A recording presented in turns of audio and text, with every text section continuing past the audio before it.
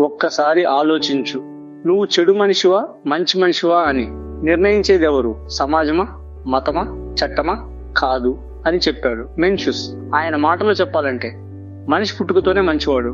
ఆ కాలంలో చాలా మంది నమ్మేవారు మనిషి పుట్టుకతో స్వార్థి, చెడ్డవాడని. కానీ మెన్షియస్ ఆ ఆలోచనకు ఎదురు నిలబడ్డాడు. ఆయన ఒక ఎగ్జాంపుల్ ఇచ్చాడు. ఒక చిన్న బిడ్డ బావిలో పడబోతే ఏ మనిషి అయినా తక్షణం పరిగెత్తి ఆపుతాడు. ఆ క్షణంలో లాభం కోసం కాదు, పేరు కోసం కాదు, అది స్వాభావిక దయ. ఆ స్వాభావిక దయ మనిషిలో ఉన్న మంచితనానికి మూలం అని నిరూపించాడు మెన్షియస్. 4 విషయాలు మనిషిలో పుట్టుకతోనే ఉంటాయని చెప్పాడు. మొదటిది దయ. ఇతరుల నొప్పి చూసినప్పుడు మనకు కూడా కష్టంగా అనిపించడం.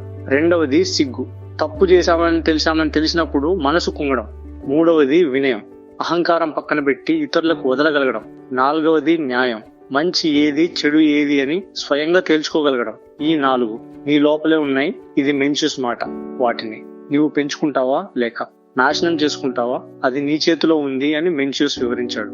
ఒక రాజు బలి ఇవ్వడానికి తీసుకువెళ్తున్న ఎద్దు భయంతో వణకడం చూసి మెన్షియస్ ఆ రాజుతో చెప్పాడు, నువ్వు ఆ ఎద్దు నొప్పిని చూసి భరించలేవు, ఇది నీలో దయ ఉందని సంకేతం, దాన్ని విడిపించమని. మెన్షియస్ చెప్పాడు, ఆ దయను నీ ప్రజలపై కూడా చూపించు, అప్పుడు నువ్వు మంచి రాజువి అవుతావు. మెన్షియస్ రాజుకు నేర్పిన పాఠం. మంచి ఇప్పటికే నీలో ఉంది, దాన్ని ఉపయోగించడం నీ నిర్ణయం.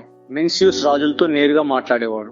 ఆయన అన్నాడు, ప్రజలే అన్నింటికంటే విలువైన వారు, రాజ్యం రెండవది, రాజు మూడవది. ఈ మాట ఆ కాలంలో చెప్పడానికి చాలా ధైర్యం కావాలి. అదే మెన్షియస్ బలం, నిజాన్ని నిజంగా చెప్పడం. మెన్షియస్ కష్టాల గురించి ఒక అద్భుతమైన మాట చెప్పాడు. దేవుడు ఒక మనిషికి పెద్ద బాధ్యత ఇవ్వాలనుకున్నప్పుడు ముందు అతన్ని పరీక్షిస్తాడు.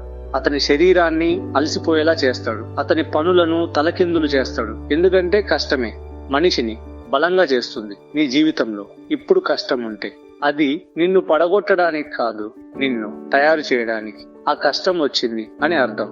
మెన్షియస్ నీకు ఒక సందేశం చెప్తున్నాడు. నువ్వు మంచివాడివే. ఆ మంచిని బయటకు తీసుకురావడం నీ జీవితంలోనే అత్యంత గొప్ప పని. ఇదే మెన్షియస్ ఫిలాసఫీ.